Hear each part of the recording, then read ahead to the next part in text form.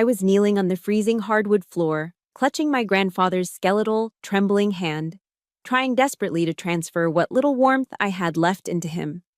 By rights, at this hour, the house should have been overflowing with the smell of roasted turkey. But no. The furnace had been killed dead in the middle of a sub-zero winter. On the table, a single note from my parents lay bare. Mom and Dad are on the cruise. Don't turn on the heat, it's too expensive. My tears, which I thought had dried up on the battlefield, rolled hot down my cheeks and then instantly turned cold. My chest tightened, not from the bone-chilling cold, but from the cruelty of the very people who gave birth to me. A wave of nausea rose in my throat. Grandpa whispered the name of an old comrade in his delirium, not recognizing the granddaughter desperately trying to keep him warm. They had left their own father to rot in the dark in exchange for a luxury vacation. I, Sergeant Eliza Martin, clenched my fists until my fingernails dug into my flesh. Could I snatch his life back from the Reaper in time?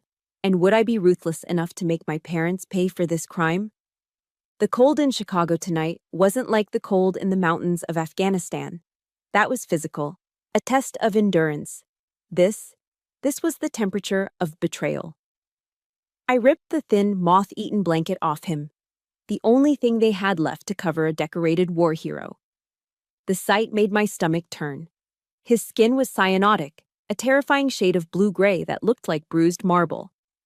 I pressed 2 fingers to his carotid artery, my own hand shaking. The pulse was thready, weak, fluttering like a bird trapped in a box.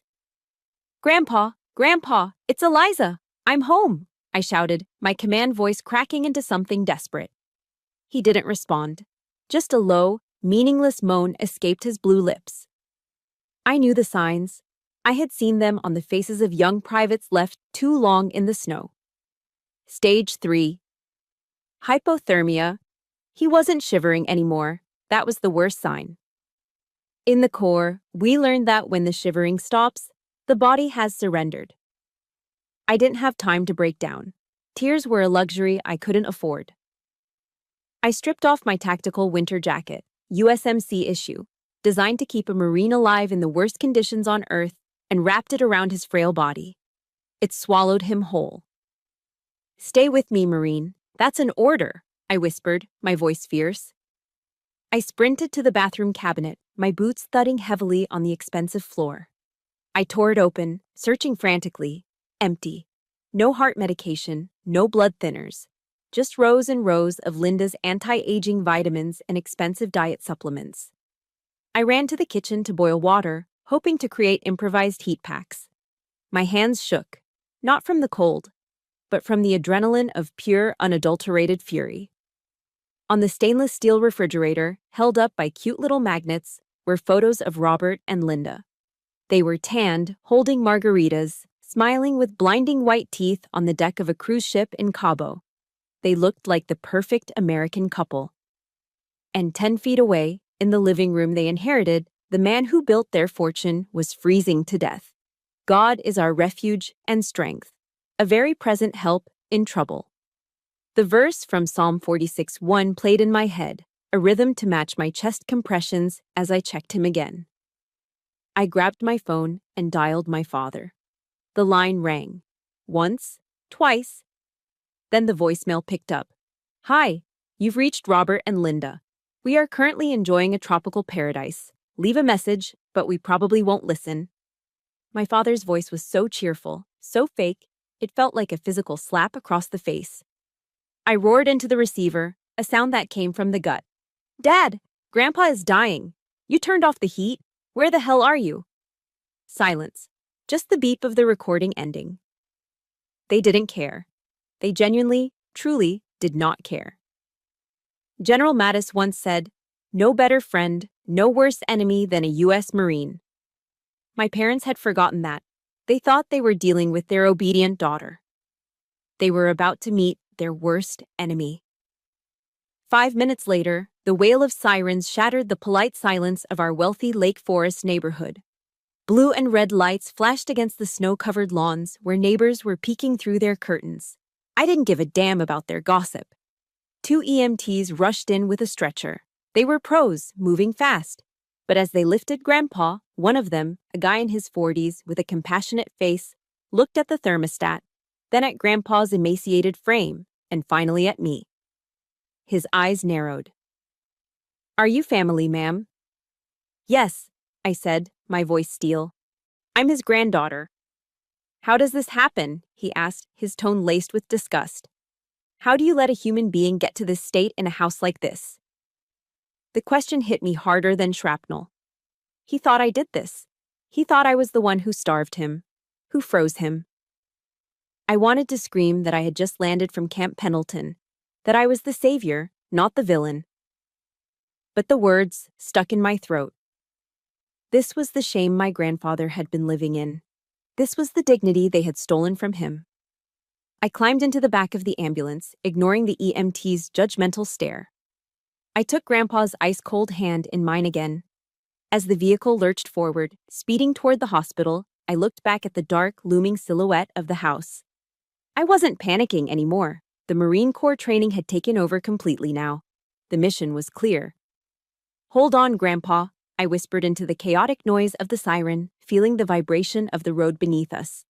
"Just hold on. I'm taking command now." The emergency room at Northwestern Lake Forest Hospital was a blinding white purgatory. It smelled of bleach, rubbing alcohol, and low-grade panic. I stood pressed against the wall in the corner of Triage Bay 4, my desert camo uniform stained with travel dust and grease, looking like a chaotic blemish in this pristine, sterilized world. A middle-aged nurse with a tight bun and a name tag that read, Sarah. Head nurse marched toward me. She didn't look at my rank insignia. She didn't look at the worry etched into my face. She looked at me like I was something she had scraped off the bottom of her shoe. "We need his insurance information," she said, her voice flat and clipped. "Medicare card, supplemental. And you need to know that hospital administration has already flagged this case. The police have been notified." I blinked, the exhaustion momentarily stunning me. "Police? Why? I just brought him in." Sarah crossed her arms, the clipboard hugging her chest like a shield. She looked me up and down, her gaze lingering on my tactical boots with undisguised contempt. "Miss Martin, in the state of Illinois, elder neglect is a Class 2 felony. That man in there didn't just get cold. He has been systematically starved and frozen. How long did you leave him in that condition? A week? 2? "I just got back," I stammered, my voice cracking. "I've been deployed. I came home 2 hours ago. My parents, they went on a cruise." "A likely story," she muttered, turning on her heel. "Tell it to the social worker." Before I could grab her arm and make her listen, the curtain whipped back. A doctor stepped out. Dr. Evans. He was tall, graying, with the tired eyes of a man who had seen too much human ugliness. He held a tablet, his knuckles white as he gripped the edges. "Ms. Martin," he said, cutting through the noise of the ER. "We need to talk. Now." He led me to a small consultation area, ignoring my protests. "The hypothermia is being treated," he started, his voice clinical but sharp as a scalpel. "But that is the least of his problems. Your grandfather is suffering from stage 3 malnutrition. He weighs 115 pounds. A man of his height should be 170. I felt the blood drain from my face. "Malnutrition?" "Starvation," Dr. Evans corrected, brutal and direct. "And then there are the decubitus ulcers, bed sores, on his lower back and hips. Judging by the necrosis, he has been lying in his own waste on a singular pressure point for at least 3 weeks. His skin has literally rotted away." I put a hand over my mouth to stifle a sob, but the doctor wasn't done. "We see this every year around the holidays," Dr. Evans said, his voice dripping with icy judgment. "We call it granny dumping. Families want to go on their Aspen ski trips or their Caribbean cruises, and grandma or grandpa becomes an inconvenience. So they stop feeding them, stop giving them meds, or just drop them off at the ER claiming sudden illness so the state has to babysit them while they drink martinis. It is torture, Ms. Martin. Slow, domestic torture." Every word was a hammer blow to my chest. They hadn't just left him. They had been killing him, slowly, painfully, for weeks. Suddenly, the rhythmic beep of the cardiac monitor in Bay 4 accelerated. Beep, beep, beep. He's waking up, the doctor said. I rushed past him, tearing through the curtain. Grandpa Harold was awake. His eyes were open, milky and unfocused, darting around the room in terror. When he saw me, he flinched. He actually flinched, as if he expected me to hit him.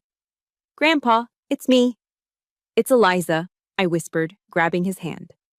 It was warmer now thanks to the heated blankets, but still fragile as glass.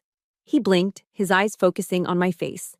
Recognition dawned slowly, followed by a look of sheer, heartbreaking shame. "Eliza." His voice was a dry, cracking whisper. He tried to pull his hand away, but I held tight. Don't let them take me to the home." "No one is taking you anywhere, Grandpa," I promised, tears blurring my vision. "You're safe." He shook his head weakly, a tear leaking from the corner of his eye into his silver hairline. "Your father. Robert said—" He said nursing homes cost too much money. He said the inheritance, the house. He coughed, his entire body convulsing, before he gasped out the sentence that shattered my soul. He told me, if I just lay still, the hunger goes away eventually. Stop for a second, I need you to really hear that. A son told his 80-year-old father to starve to death to save money. If you are feeling the same rage I'm feeling right now, I need you to hit that like button and comment, "Justice for Harold," below. Let me know that I am not the only one who thinks this is unforgivable. I stood there, frozen. The hospital sounds faded into a dull roar. That was it. It wasn't just negligence. It wasn't just selfishness. It was a calculation. Robert and Linda didn't just want a vacation. They wanted him dead. They wanted to speed up the process to protect their bank accounts, to ensure the nursing home fees didn't eat into the estate they felt entitled to. My sadness evaporated. In its place, something else ignited. It was a cold, hard heat, the kind I felt before kicking down a door in a combat zone. The nurse, Sarah, was watching me from the station, phone in hand, probably calling Adult Protective Services to report me. Let her call. Let the police come. Let the whole damn world come. I wiped the tears from my face with the back of my hand. I leaned down and kissed Grandpa's forehead. "Grandpa," I whispered, my voice steady and low, vibrating with a dangerous promise. "I swear to you on the Marine Corps emblem, they will never hurt you again." They declared war on the wrong soldier. I straightened my uniform, pulled my shoulders back, and looked at the reflection in the glass door. The crying granddaughter was gone. Sergeant Martin was on duty. And I was going to burn their world to the ground. I returned to the house at 3:00 a.m. The streetlights of Lake Forest cast long, distorted shadows across the snow-covered lawn, making the Georgian-style mansion look less like a home and more like a mausoleum. I unlocked the front door, the click of the deadbolt echoing loudly in the silence. The house was warm now. I had turned the heat back on before leaving for the hospital, but it felt colder than ever. Every piece of expensive furniture, every crystal vase, every perfectly vacuumed rug seemed to mock me. They were trophies bought with stolen dignity. I walked into the kitchen, the heart of the home. The stainless steel Sub-Zero refrigerator hummed softly in the dark. I pulled open the heavy double doors. The light washed over me, revealing a culinary paradise. The top shelves, my parents' territory, were stocked like a five-star restaurant. There were bottles of Veuve Clicquot champagne chilling on their sides. There were blocks of imported French Brie and Gruyere. In the meat drawer, vacuum-sealed packages of Wagyu beefsteaks sat ready for the grill. Then, I looked down. Hidden in the back of the bottom shelf, behind a wall of craft beer bottles, was Grandpa's ration. It was a graveyard of nutrition. Dented cans of generic, high-sodium vegetable soup that you find in the discount bin at the dollar store. A loaf of Wonder Bread that had turned green with mold weeks ago. A half-empty jar of grape jelly that had crystallized. That was it. That was what they fed a man who had earned a Purple Heart defending this country. My hands were trembling as I closed the fridge. I needed to see his room. I needed to see the cell they had kept him in. I walked up the stairs, my tactical boots silent on the plush carpet. I pushed open the door to the guest room, the smallest room in the house, the one facing the north wind. The smell hit me instantly. In my panic earlier, the adrenaline had masked it.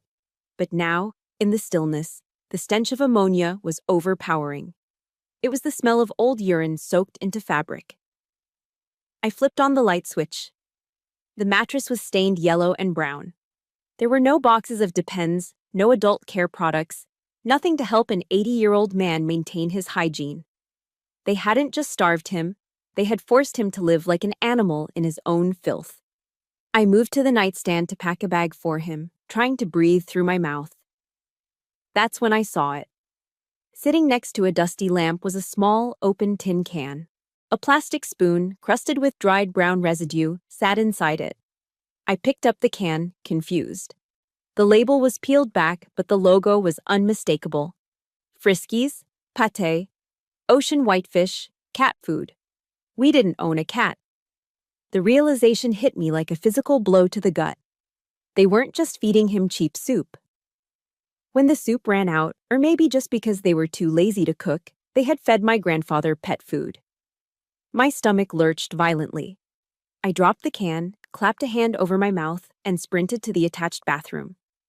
I fell to my knees in front of the toilet and retched until there was nothing left in my stomach but bile and rage. I sat there on the cold tile floor, wiping my mouth, tears streaming down my face. This wasn't neglect. This was dehumanization. They had stripped him of his humanity piece by piece. I stood up, washed my face, and looked in the mirror. The sadness in my eyes was gone. It was replaced by the cold, calculating look of a predator. I walked out of Grandpa's room and straight into the master suite. It smelled of lavender and expensive potpourri. My mother's vanity table was cluttered with jars of La Mer cream and Chanel perfumes. Hundreds of dollars of product just sitting there collecting dust. Next to the mirror lay her household ledger. Linda was obsessive about tracking expenses, a habit she claimed was good management. I opened the black leather notebook to the entries for November and December. Her handwriting was neat, precise, and sociopathic. November 15th, manicure, pedicure, $150. November the 20th, Goldie's Spa Day, grooming and massage, $200. December 1st, Christmas party deposit, $3,000.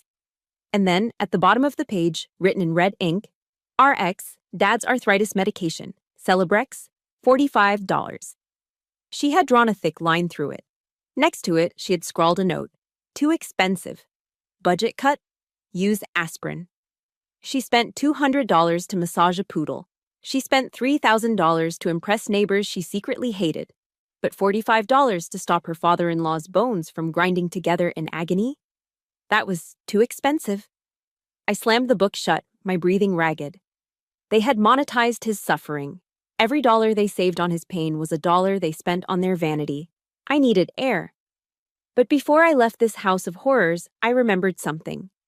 Years ago, before I deployed for the first time, Grandpa had pulled me aside. He looked frail even then.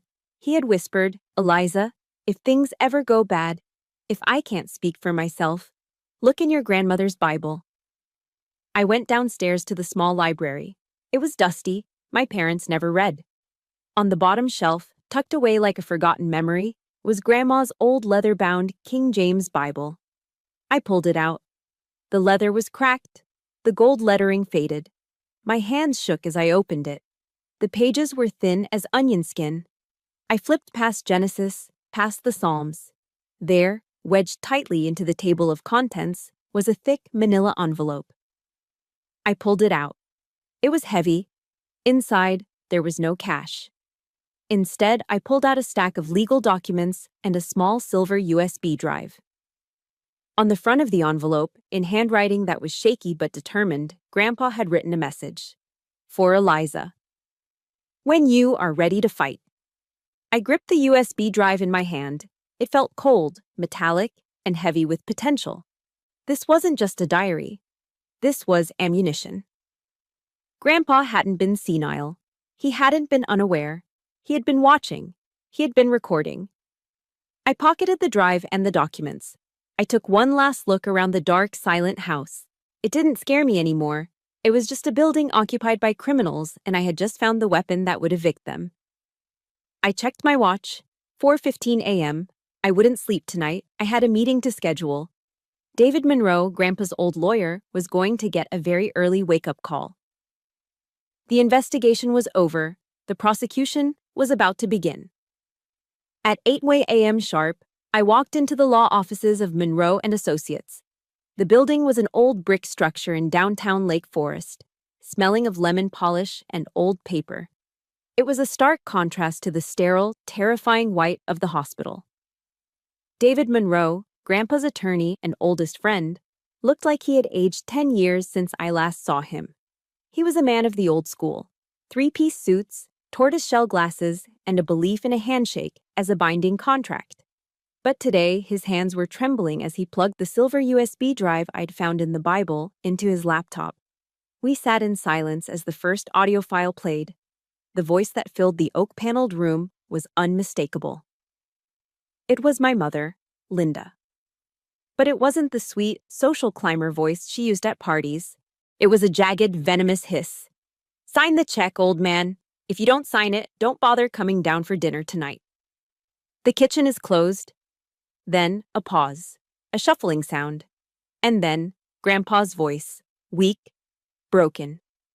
"Linda, please. That's my pension. I need to refill my prescription. You don't need pills. You need to stop being a burden. Sign it." David Monroe slammed the laptop shut, his face draining of color. He took off his glasses and rubbed the bridge of his nose, taking a long, shaky breath. "Jesus, Mary, and Joseph," he whispered. He recorded everything, every threat, every extortion. "Eliza, this isn't just family drama. This is coercive control. This is a hostage situation." He stood up and walked over to a heavy filing cabinet in the corner. He pulled out a thick, dusty folder labeled Harold Martin, Estate. "For years, your parents have been strutting around town, telling anyone who would listen that they were graciously letting your grandfather live in their house," David said, his voice hardening. "They claimed the deed was transferred to them years ago for tax purposes." He slammed a document onto the desk. It was yellowed with age, but the seal was clear. "They lied," he said. "This is the original deed. The house is 100% in the name of Harold Martin. He never signed the quitclaim deed. He refused. Legally, Robert and Linda are nothing more than guests who have overstayed their welcome by 2 decades." I looked at the document. The house, the mansion worth millions, belonged to the man they were starving in the guest room. "And there's more," David continued, opening a fresh file he had compiled since I called him at dawn. "I pulled the bank records this morning. It's a bloodbath, Eliza.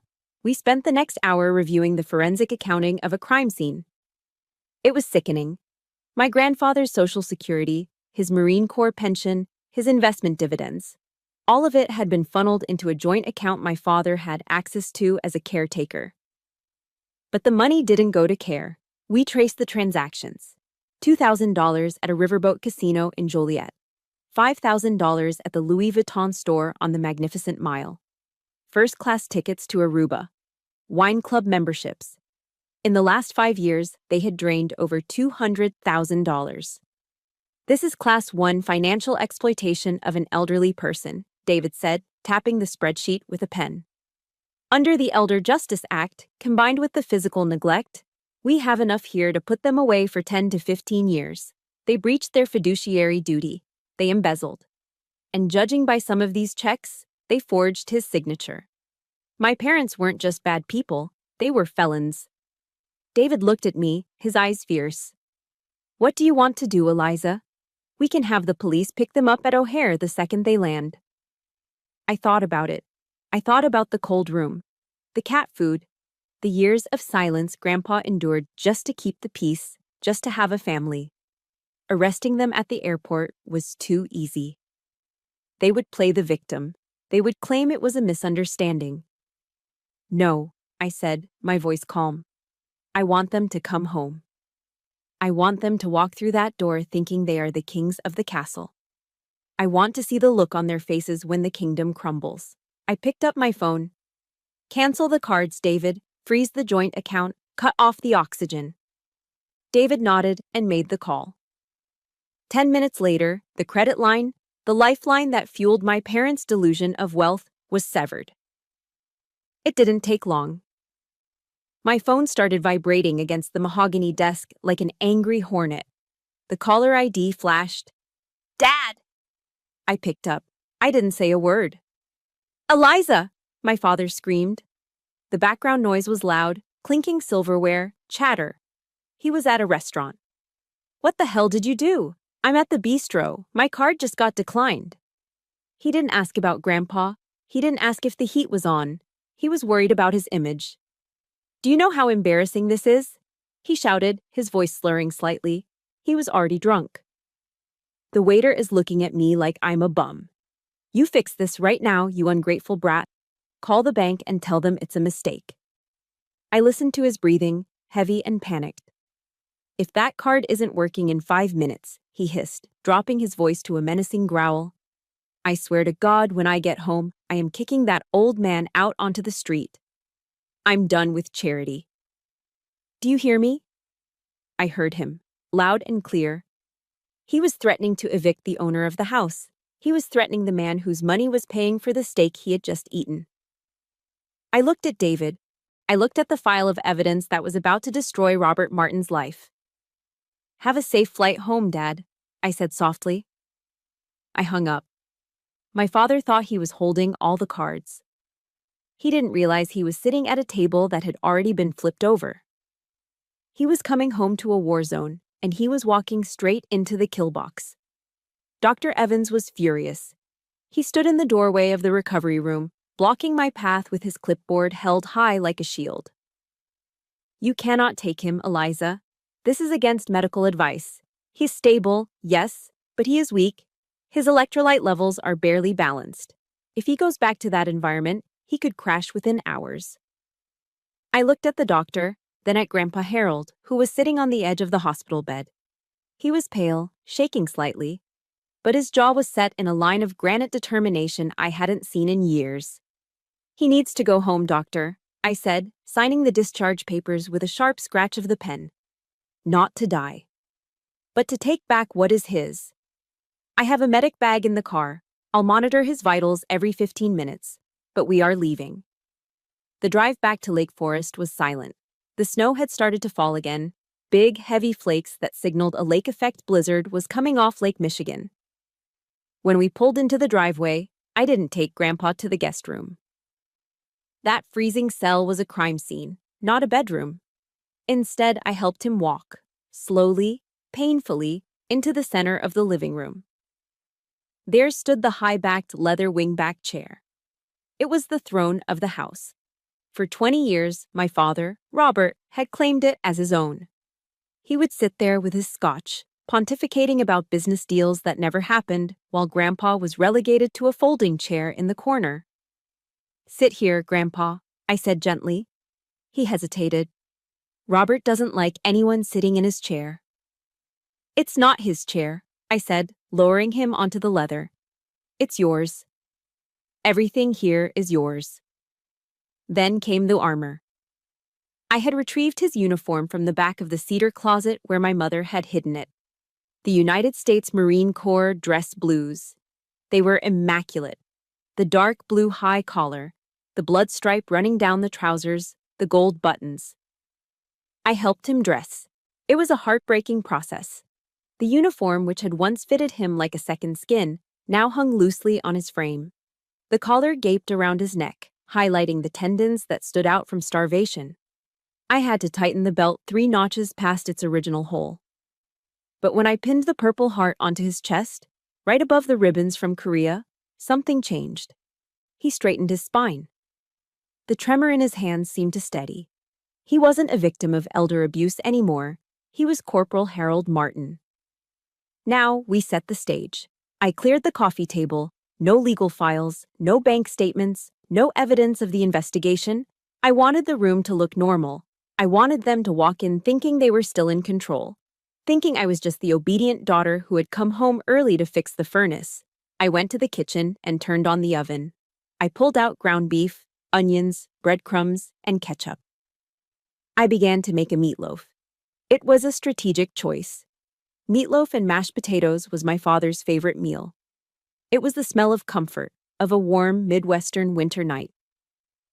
As the savory scent of baking meat and caramelized ketchup began to fill the house, masking the lingering cold, I knew it would act as a tranquilizer. It would lower their guard. It would make them salivate. I dimmed the lights. I turned off the overhead chandelier and left only the floor lamps and the fireplace burning. The fire crackled softly, casting long, dancing shadows across the room. It was 6 p.m. Outside, the wind howled, rattling the window panes. The blizzard had arrived. Grandpa sat in the wingback chair, his hands gripping the armrest so tightly his knuckles were white. He stared into the fire, his face a mask of conflict. He loved his son. Even after everything, the biological instinct to protect his child was fighting against the reality of the monster that child had become. "You think you can do this, Grandpa?" I asked from the shadows of the dining room entrance, where I stood guard. He took a shaky breath. "It's the hardest thing I've ever had to do, Eliza. Harder than Inchon." "You're not alone," I reminded him. "I'm your fire team. I've got your 6. He nodded, closing his eyes for a moment. Then, we saw it. Through the large bay window, headlights swept across the snow-covered front lawn, cutting through the darkness like searchlights. A black SUV pulled into the driveway. The engine cut and the lights died. My heart hammered against my ribs, not from fear, but from the anticipation of the strike. I heard car doors slam, then the sound of heavy luggage wheels crunching over the salted pavement. Voices drifted through the front door, loud and obnoxious, shattering the sacred silence we had built. "Jesus, it is freezing!" My mother's voice pierced the air, shrill and complaining. "I told you we should have stayed an extra day. My toes are numb." "Relax, Linda, relax," my father's voice boomed. He sounded sloppy. The slur in his words told me he had been drinking since they left the airport. The front door unlocked. The handle turned. The door swung open, letting in a gust of Arctic wind and a swirl of snow. Robert and Linda Martin stumbled into the foyer, dragging their Louis Vuitton suitcases. They were dressed in light travel clothes, ridiculous for a Chicago winter, shivering and stomping their feet. My father was holding a plastic traveler cup, likely filled with airport margarita. His face was flushed red, partly from the cold, mostly from the alcohol and the rage that had been brewing since I canceled his credit card. "What is that smell?" Linda asked, sniffing the air. "Is that meatloaf?" She smiled, a greedy reflex reaction. They thought I had cooked for them. They thought I was apologizing. Then Robert looked up. He didn't look at the kitchen. He looked at the living room. "Eliza!" he roared, kicking the door shut behind him. "Where the hell are you? You get out here and explain why my Visa card was declined in front of the damn Johnsons.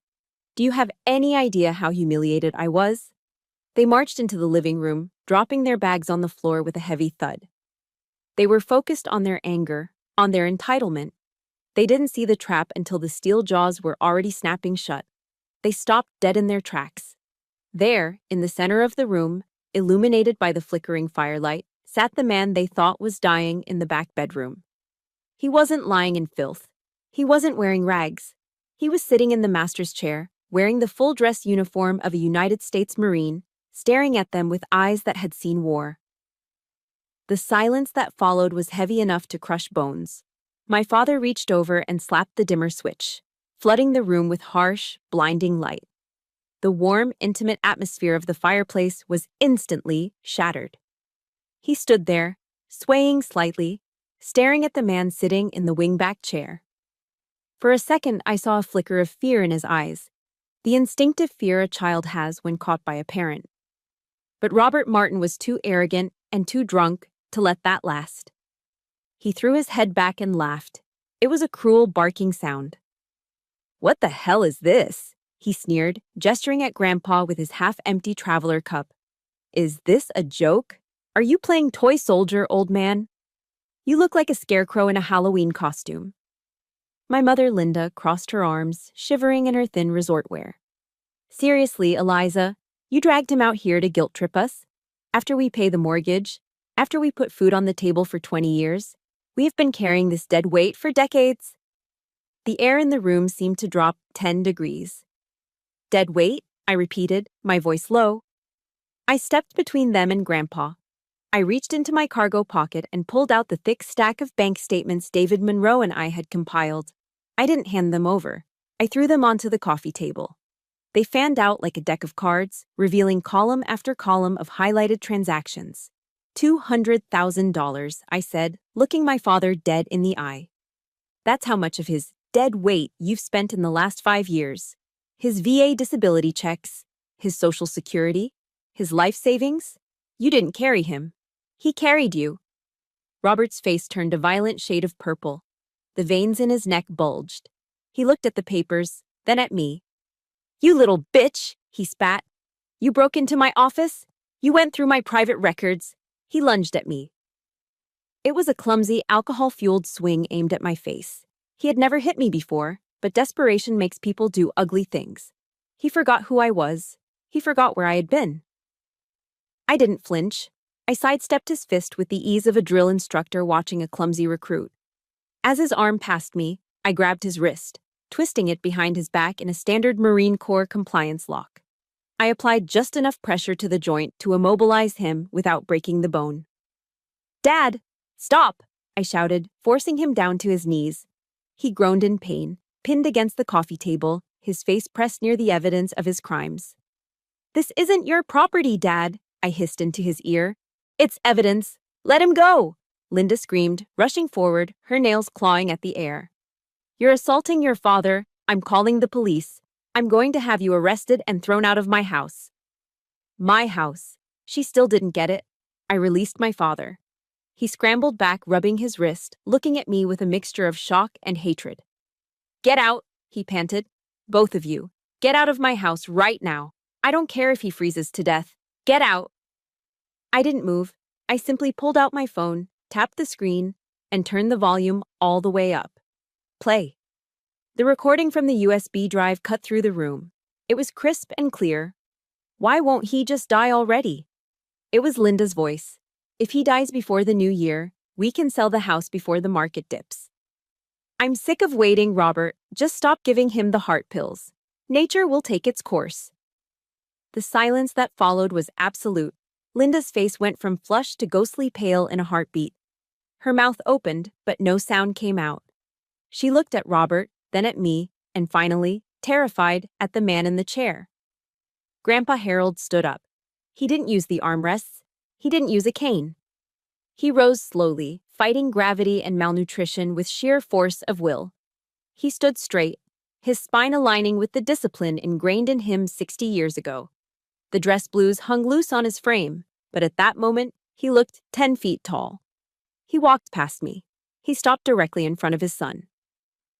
Robert looked up from the floor, cowering. For the first time in his life, he looked small. Dad, Robert stammered. It was just talk. We were stressed. Robert, Grandpa's voice rumbled. It was deep, resonant, and completely devoid of the tremor that had plagued him for years. I fought in the Chosin Reservoir. I watched good men die in the frozen mud to protect the values of this country. I fought against tyranny. I fought against cruelty. He looked down at his son with profound, devastating disappointment. I never imagined that the final enemy I would have to face would be the boy I raised. He reached into his uniform jacket and pulled out the original deed to the house. He dropped it onto the coffee table, right on top of the stolen bank statements. This house is mine, Grandpa said. It has always been mine. I never signed it over. I let you stay because I loved you. But love without respect is just a hostage situation. He checked his watch, an old, battered field watch he had worn since Korea. You have 30 minutes, he declared. Robert blinked. What? You have 30 minutes to pack your bags and leave my property, Grandpa said, his voice hard as iron. If you are still here at 7:45, I will call Sheriff Miller. You remember Jim Miller? He was my mortar man in '52. He's the sheriff now. and nothing would make him happier than to drag you out of here in handcuffs for elder abuse and trespassing. But where will we go? Linda whispered, her voice trembling. It's a blizzard out there. Grandpa looked at the window, where the snow was swirling violently against the glass. You have credit cards, don't you? Oh, wait. Eliza canceled those. He turned his back on them and sat down in his chair. Start packing. If you think Grandpa Harold was right to kick them out into the blizzard after what they did, I need you to smash that like button right now. And tell me in the comments, if you were in his shoes, would you have given them 30 minutes or would you have called the cops immediately? Type Team Harold if you stand with the old soldier. Robert and Linda stood there for a second, paralyzed by the sudden, violent shift in power. They looked at me, hoping for mercy. I just pointed at the clock. 29 minutes, I said. The trial was over, the verdict was guilty. And the sentence was immediate eviction. My father, Robert, tried to laugh. It was a hollow, desperate sound that bounced off the high ceilings of the living room, sounding more like a cough than a chuckle. He looked around the room as if searching for a hidden camera, unable to process that his reign of terror had ended so abruptly. Come on, Dad, he said, forcing a smile that didn't reach his panicked eyes. You've made your point. Very dramatic. The uniform, the speech, bravo. But let's be realistic. You're not actually kicking your own son out on the street in the middle of a blizzard. It's Christmas Eve, for God's sake. What will the neighbors think if they see us dragging suitcases through the snow? Grandpa Harold didn't smile. He didn't blink. He simply looked at his old field watch again. You have 28 minutes, Robert, he said, his tone as cold as the wind howling outside. And don't worry about the neighbors. They stopped respecting you years ago. They know exactly what kind of man lets his father wither away while he buys a new Porsche. The silence of this house was the only thing protecting your reputation, and that silence is over. The reality finally hit Robert. The color drained from his flushed face, leaving him looking gray and old. Linda, he screamed, panic taking over. Pack the bags. He's crazy. He's actually doing it. My mother moved like a tornado. She scrambled up the stairs, her heels clicking frantically on the hardwood. I followed her, not to help, but to supervise. I watched as she tore through the master bedroom, the room that should have been Grandpa's, and started sweeping jewelry and clothes into her open suitcase. She grabbed a handful of silk scarves. Then she reached for the top shelf of the closet. Her hands, trembling with rage and greed, clutched the handles of a black crocodile skin Hermes Birkin bag. It was a purse worth more than most cars. I stepped into the doorway, blocking her exit. Leave the bag, Mom, I said calmly. She froze, clutching the purse to her chest like a shield. Excuse me, this is mine. I shook my head slowly. I saw the receipt, Mom. Neiman Marcus, last July, $12,000, paid for with the joint account. That bag was bought with Grandpa's pension money. She glared at me, her eyes filled with a level of hatred I had never seen before. It's a gift. I deserve this. I put up with his coughing and his shuffling around for years. It's not a gift, I corrected her, my voice dropping an octave. It's evidence of grand larceny. Or it's Grandpa's property. Either way, it stays here. If you walk out that door with it, I add theft to the police report I'm filing in the morning. Your choice. For a second, I thought she was going to attack me. Her knuckles turned white, but then she looked at my face, the face of a Marine who had cleared rooms in Fallujah. And she realized she had no leverage left. She screamed, a guttural sound of pure frustration, and threw the bag onto the floor. It landed with a heavy thud. You are a monster, Eliza, she hissed, grabbing a fistful of cheap costume jewelry instead. I hope you rot in this house with that old corpse. I didn't flinch. I just pointed to the door. Tick-tock, Mom. Downstairs, the situation was even more pathetic. Robert was pacing in the foyer, his phone pressed to his ear. He was making the rounds, calling the friends he had bought drinks for at the country club for the last decade. Hey, Mike, it's Bob. Yeah, listen, funny story. The furnace went out at the place, and it's freezing. Could Linda and I crash in your guest wing for a couple of days? Hello? Mike? He pulled the phone away, staring at the screen in disbelief. He dialed again. Tom? Hey, buddy. Listen, I need a huge favor. What do you mean you have company? Tom, I bought you that set of Callaway clubs for your birthday. Tom. I stood at the top of the stairs, watching him realize the brutal truth of his life. He had no friends. He had an audience. And now that the show was over and the money was gone, the audience had left the theater. He was completely, utterly alone. 20 minutes, I called out. The next quarter hour was a blur of chaotic motion. They stuffed their expensive resort wear into bags, completely unprepared for the Chicago winter waiting outside. Linda put on a fur coat that she hadn't worn in years, smelling of mothballs. Robert found a cashmere scarf, wrapping it around his neck with shaking hands. When the grandfather clock in the hall chimed the half hour, they were standing at the front door.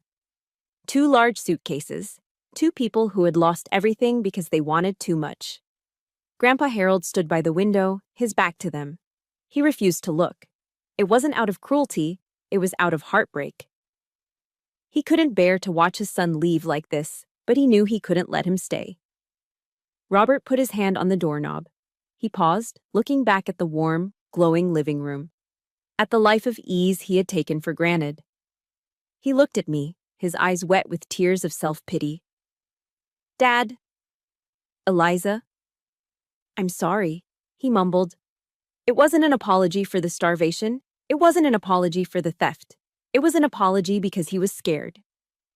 Go, I said. He opened the door. The wind howled like a banshee, blowing snow into the foyer.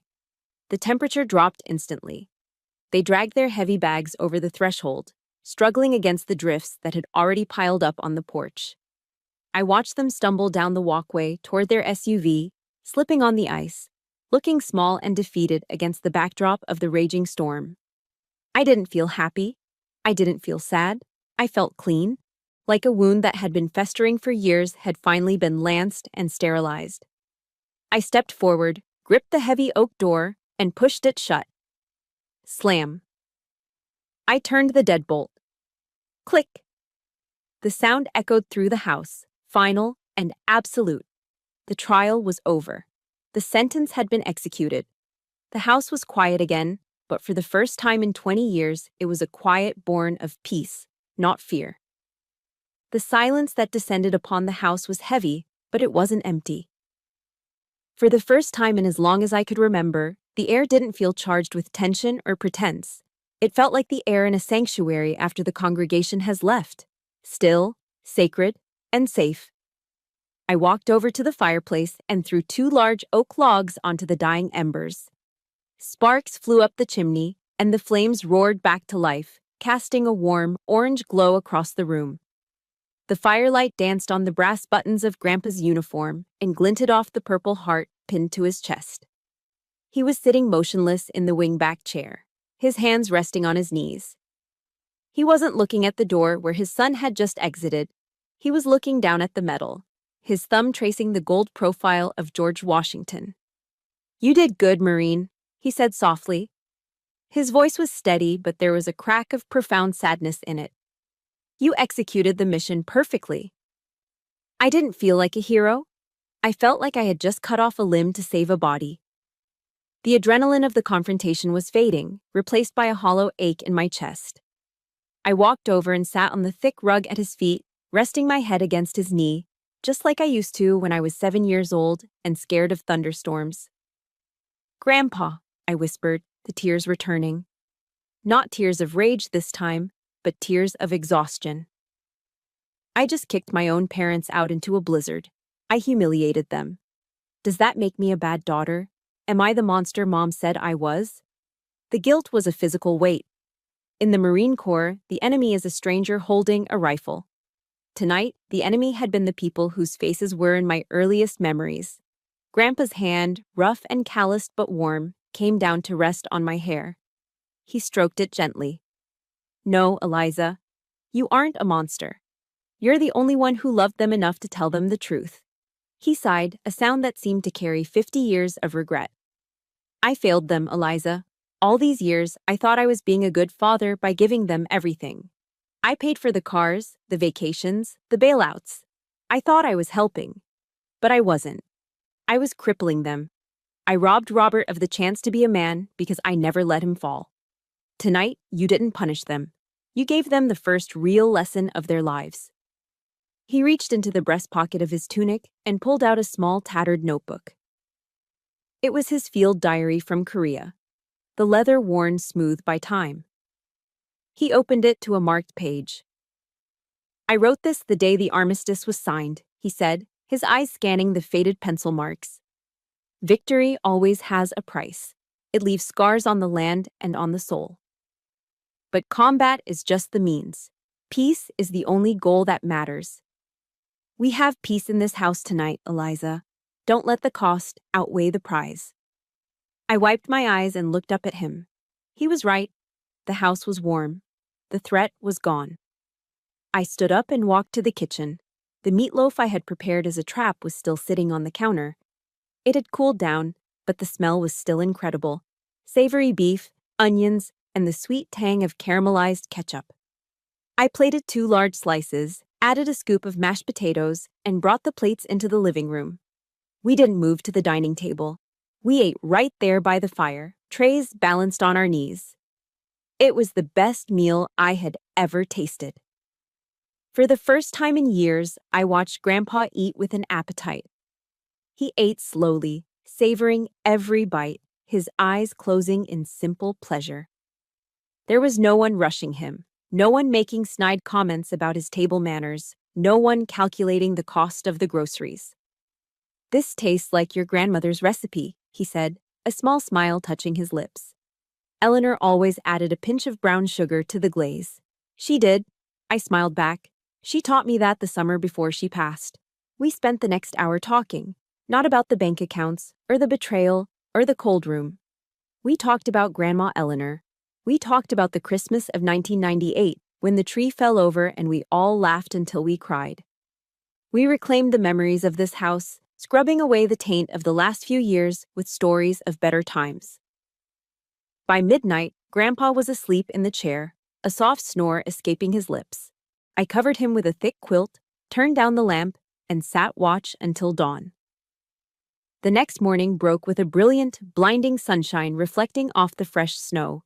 The storm had passed, leaving the world white and clean. At 9 a.m., a courier arrived at the door. It was a package from David Monroe's office. I opened it in the kitchen while Grandpa drank his coffee. Black, no sugar, just the way he liked it. "It's a draft agreement," I said, scanning the legal jargon. David worked on it all night. He calls it a diversion program. I read the terms out loud. It was brilliant. Instead of pressing immediate felony charges, which would send them to prison for a decade but leave us with nothing but bitterness, David proposed a civil agreement. Robert and Linda would admit to the financial misappropriation. They would agree to a strict repayment plan, every cent of the $200,000 plus interest. "But here is the kicker," I said, looking up at Grandpa. "They have to get jobs, real jobs. The court will garnish their wages directly, and they have to complete 500 hours of community service at the Veterans Affairs Hospital in North Chicago, scrubbing floors, serving food, changing bedpans. If they miss a single payment or miss a single shift, the agreement is void, and the felony charges are filed instantly." I put the paper down. It was a lifeline, but it was a heavy one. It offered them redemption, but only if they were willing to sweat for it. Grandpa took the paper. He put on his reading glasses and read it over twice. He looked out the window at the snow-covered driveway where his son had walked away the night before. He nodded slowly. "Prison is just a cage, Eliza. It doesn't teach you anything except how to wait. This teaches them how to build." He signed the document with a steady hand. "Give them a path," he said. "But make sure the road is paved with their own sweat, not my tears." I looked at his signature. It was the signature of a commander who had just issued his final orders. The war was over. The reconstruction had begun. 3 months passed. The brutal Chicago winter slowly began to loosen its grip. turning the blackened snow piles into gray slush. But for Robert and Linda Martin, the cold reality of their new life was just setting in. They hadn't moved far geographically, maybe 15 miles north to a gritty neighborhood in Waukegan, but socioeconomically, they were on a different planet. They lived in a garden unit, which is just real estate code for a damp basement apartment with windows at ground level, offering a lovely view of passing ankles and tires. No more crown molding, no more heated floors, just peeling linoleum and the rhythmic thumping of a communal washing machine down the hall. Their days of leisure were dead. The court agreement David Monroe drafted was ironclad. They had to work, and the court garnished 60% of their wages directly to a restitution fund for Grandpa. Robert, the man who used to complain to the waiter if his steak was slightly overcooked, now woke up at 3:30 a.m. every morning. He had landed a job at a massive Amazon fulfillment center. It wasn't a desk job. He was a picker, running through a warehouse the size of 10 football fields, lifting heavy boxes, scanning barcodes, and racing against a productivity algorithm that didn't care about his bad back or his former country club membership. Linda, who hadn't worked a legitimate day since 1995, found herself wearing a blue vest at Walmart. She stood at a register for 8 hours a day, scanning groceries. She learned very quickly what it felt like to be on the receiving end of a customer's bad day. I heard through the grapevine that she came home crying every night for the first 2 weeks because her feet swelled up so badly she couldn't fit them into her designer shoes. I didn't visit them, not yet. But old habits die hard. One chilly Tuesday morning, I drove my truck out to the industrial park where the Amazon warehouse was located.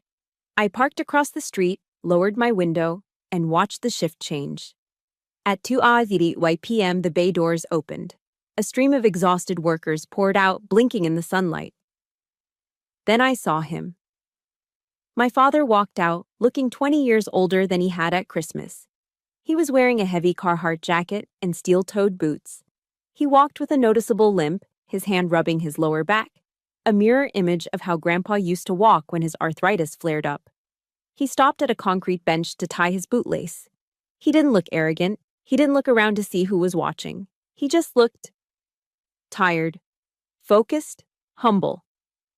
He pulled a brown paper bag out of his pocket, a sandwich he made himself, and took a bite. There was no entitlement in that bite. It was fuel. For the first time in my life, I wasn't looking at a leech. I was looking at a man earning his existence. 2 days later, the mailman delivered a plain white envelope to the house in Lake Forest. It was addressed to Corporal Harold Martin. I brought it into the kitchen. Grandpa was sitting at the table, drinking his coffee, looking healthier than he had in years. His cheeks had color. He had gained 15 pounds since that night in the ER. "What's this?" he asked, taking the envelope with curious hands. "It's from Waukegan," I said. He opened it slowly with a butter knife. Inside, there was no letter, just a personal check and a small folded piece of notebook paper. Grandpa pulled out the check. It was for $500. It wasn't a court-garnished payment. This was a personal check from Robert's new checking account. He unfolded the note. The handwriting was messy, likely written in a rush on a lunch break. "Dad, this is from my first full paycheck. No garnishment. I wanted you to have it for your heart meds. I know it doesn't fix the past. I'm sorry I was late. I'm sorry for everything. Robert." Grandpa stared at the check. His hand started to tremble, but not from weakness. He ran his thumb over the signature, his son's signature. "In 50 years, Grandpa whispered, his voice thick with emotion, "this is the first time he has ever given me money. He always took, he always asked, but he never gave." He looked up at me, his eyes wet. $500. It's not much compared to what he stole. But Eliza? I think this is the most valuable piece of paper I own. I nodded. It wasn't about the amount. It was about the sweat equity. That $500 represented 40 hours of aching muscles and swallowed pride. It was blood money, in the best possible sense. By April, the snow was finally gone. The air smelled of wet earth and new beginnings. I found Grandpa in the backyard, wearing his old gardening gloves, kneeling in the mud by the rose bushes Grandma Eleanor had planted decades ago. They looked dead, gnarled, black, and thorny. "I thought the frost killed them," I said, handing him a pair of shears. He shook his head. "No, they aren't dead. They're just dormant." He took the shears and made a sharp, decisive cut, severing a thick, dead branch. "Plants are like people, Eliza," he said, tossing the dead wood onto a pile. "Sometimes you have to cut them back hard. You have to strip away the rot, the dead weight, the parts that are sucking the life out of the roots. It looks violent. It looks painful." He pointed to a tiny green bud emerging from the scarred stump of the bush. "But if you don't do the hard pruning, the new growth can never come." He looked at me, and I knew we weren't talking about roses anymore. "Robert called me yesterday," Grandpa said quietly. "He asked if he could come over for Easter.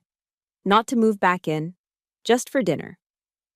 I looked at the pile of dead branches, the anger, the theft, the betrayal. Then I looked at the green bud, the check, the apology, the hard work. "What did you say?" I asked. He smiled, looking up at the spring sky. "I told him to bring the dessert. But I told him if he buys it, he better bring the receipt to show he earned it." We both laughed. It was a light, easy sound. The winter was over. The soil was ready. It was time to see what would grow. Easter Sunday arrived with a sky so blue it looked painted. The snow piles were gone, replaced by the slushy, hopeful mud of an Illinois spring. At 10 a.m., the phone in the kitchen rang. I stared at the caller ID. It was the landline number for the basement apartment in Waukegan. I picked it up. "Hello? Eliza?" It was my mother. Her voice sounded small, almost fragile. There was none of the sharp, demanding tone she had used for the last 30 years. It's Easter. I know it's last minute, and I know we have no right to ask, but your father and we made a dinner." She paused, taking a shaky breath. "I made meatloaf," she whispered. "I used Grandma Eleanor's recipe. The real one. With the brown sugar glaze. I was hoping maybe you and Grandpa could stop by." I looked over at Grandpa Harold. He was sitting in his usual spot, reading the Sunday paper. He had heard every word.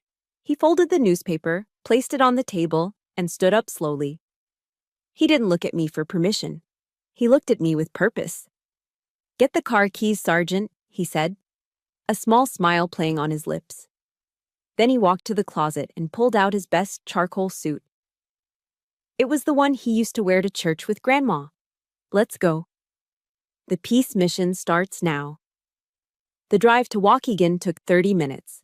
We pulled up to a nondescript brick building with peeling paint. It was a far cry from the gated driveway of Lake Forest. We walked down the concrete steps to the garden unit. The door opened before I could knock. My parents stood there. They were dressed in their best clothes, not the designer resort wear of the past, but simple, clean clothes from a department store rack. Robert wore a button-down shirt that was tight at the shoulders. Linda wore a floral dress. They looked nervous, like teenagers on a first date. Come in," Dad said, ushering us into the cramped living space. The apartment was small, hot, and smelled strongly of onions and roasting meat. But it was spotless. You could eat off the linoleum floor. We sat down at a small folding table covered with a cheap, yellow plastic tablecloth. There was no crystal stemware. There were no silver platters. In the center of the table sat the meatloaf, steaming hot, flanked by a bowl of mashed potatoes and a liter bottle of generic cola. Robert picked up the water pitcher. His hands caught my attention. They used to be manicured, soft hands that only lifted golf clubs. Now, they were rough. The knuckles were swollen, and there were fresh paper cuts and scrapes from handling cardboard boxes at the Amazon warehouse. They were ugly hands. They were beautiful hands. He poured water into Grandpa's glass with a clumsiness that betrayed his anxiety. "Here you go, Dad," he said, his voice thick with emotion. "I'm sorry we don't have wine. We're cutting back on everything. This is all we have right now." Grandpa took a sip of the water like it was the finest vintage in the world. "It's perfect, Robert," he said. We began to eat. The meatloaf was delicious. It tasted exactly like the one I remembered from my childhood, before the money, before the greed, before the silence. It tasted like effort. Midway through the meal, the clinking of forks against the plates stopped. My father put down his fork. His shoulders began to shake. He lowered his head into his rough, calloused hands, and a sob escaped him. A raw, guttural sound that seemed to tear through his chest. "I'm sorry," he choked out, the tears dripping through his fingers onto the plastic tablecloth. "I was so wrong, Dad. I was so selfish. I turned into a monster. I looked at you and I saw dollar signs instead of my own father. I don't know how you can even look at me." Linda started crying too, reaching across the table to grip my hand. Her grip was tight, desperate. "Eliza, I am so sorry. For the words, for the bag, for everything." The room was heavy with their shame. Grandpa Harold reached out. He placed his hand, the hand of a soldier, wrinkled and spotted with age, onto his son's shaking shoulder. He patted it gently, a rhythm of comfort I had known my whole life. "I know, son," Grandpa said softly. His voice was the anchor in the storm. "I know. You got lost. You got lost in the things that don't matter."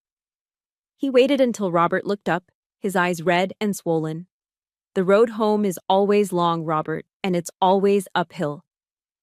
But you walked it. You didn't run away. You walked it back to me. That's all that matters. You're here now."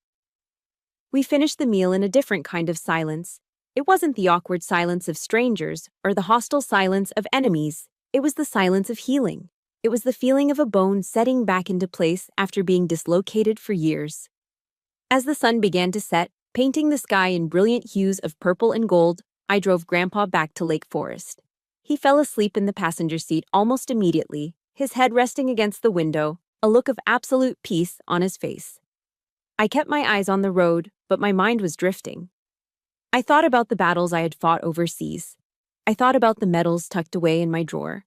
None of them felt as heavy or as significant as what had happened in that basement apartment today. I realized then that the greatest war I would ever fight wasn't against insurgents or terrorists. It was the war for the soul of my family. It was the battle to drag the truth out into the light, to burn away the rot, and to force the people I loved to become the people they were meant to be. Love isn't just hugs and Christmas presents. As the Bible says, love is patient, love is kind. But sometimes love has to be fierce. Love has to be a shield and a sword. It bears all things, believes all things, hopes all things, endures all things. Love never fails, but sometimes it has to fight to win. I looked over at Grandpa sleeping soundly, safe and respected. I thought of my father's rough hands pouring water. I smiled to myself as I turned into the driveway of our home. Mission accomplished. Looking back, I realized the hardest battle wasn't kicking my parents out into the snow. It was accepting that peace isn't always the goal. For years, Grandpa confused love with silence. He thought that by shielding his son from consequences, he was being a good father. But as we learned, shielding someone from reality doesn't help them. It cripples them. True love requires accountability. Just like those rose bushes in the garden, sometimes you have to make the hard, painful cuts to strip away the rot. Only then can new, healthy life begin to grow. Never be afraid to set boundaries. It is the highest form of love you can give. Now, I want to turn this over to you. Have you ever had to practice tough love with a family member to save your relationship? Was it worth the pain? Please share your story in the comments below. Your experience might be exactly what someone else needs to read today to find their own strength. If Eliza and Grandpa Harold's journey touched your heart, please hit that like button and subscribe to our channel. It helps us bring more powerful stories like this to light. Thank you for listening, and remember, it's never too late to plant a new garden.